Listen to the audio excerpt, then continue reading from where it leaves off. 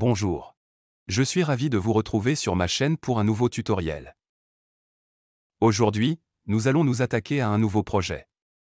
N'oublie pas de laisser un like, un commentaire et de t'abonner si ce n'est pas encore fait. Et si tu as un projet que tu aimerais que je fasse, que ce soit en SolidWorks, Arduino et autres, je te laisse me dire ça en commentaire. Si tout ça est fait, commençons la vidéo.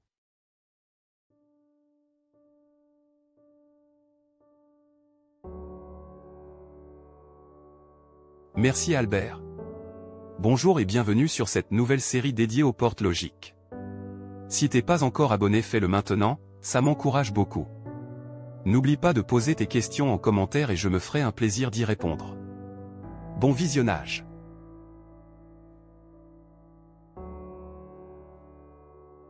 Il existe 3 portes logiques primaires qui sont la porte NOT, la porte AND ou la porte EG en français, et la porte OR ou la porte BOOB en français.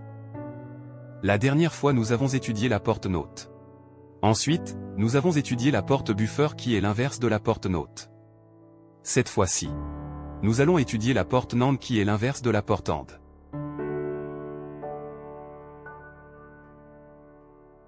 La porte NAND. La porte NAND est l'inverse de la porte AND. Nous allons parler de la porte AND dans la prochaine vidéo. Cette porte est vraie en sortie, en output, que quand l'une de ses entrées, ses inputs, sont fausses. Sa table de vérité se présente comme suite. Pour s'en souvenir, vous pouvez utiliser la technique suivante. Imaginez votre père vous dit, ne viens pas avec A et B en même temps. Si vous venez tout seul, vous avez respecté la règle et donc votre sortie est à 1. Si vous venez seulement avec B, vous avez toujours respecté la règle et donc votre sortie est à 1. Si vous venez seulement avec A, vous avez également respecté la règle et donc votre sortie est à 1. Mais si vous venez avec A et B, vous n'avez pas respecté la règle et donc votre sortie est à 0. La question maintenant c'est, comment réaliser ça dans la vraie vie? Il existe plusieurs solutions, mais dans cette série de vidéos nous allons nous concentrer sur des solutions faites à base de transistors. Le transistor est un composant qui peut être utilisé comme interrupteur ou comme amplificateur. Ici nous allons exploiter la fonctionnalité interrupteur du transistor pour faire nos portes logiques.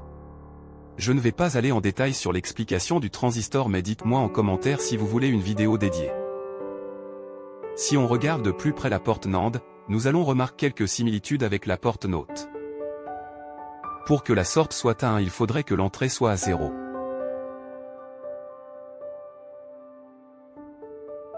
Vous l'aurez peut-être deviné, la porte NAND est un peu comme une porte NOT à 2 entrées, et qui dit 2 entrées dit 2 transistors.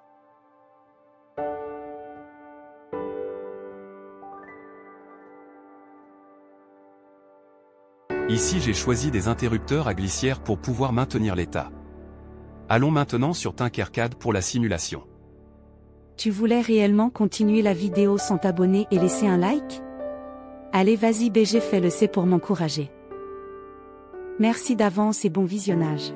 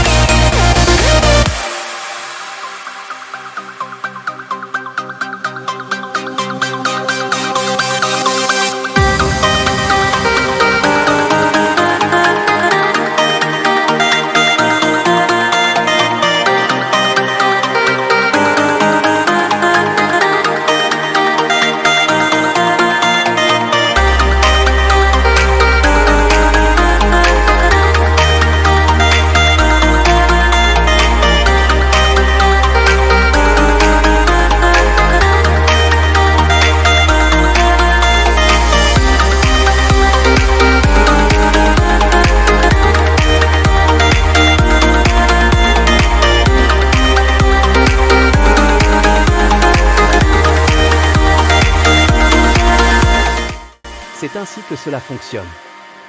J'espère que cette explication détaillée morceau par morceau vous a été utile. N'hésitez pas à poser vos questions en commentaire si vous en avez. Et n'oubliez pas de vous abonner à ma chaîne pour plus de projets intéressants. Ensemble, nous allons passer de rien à bien.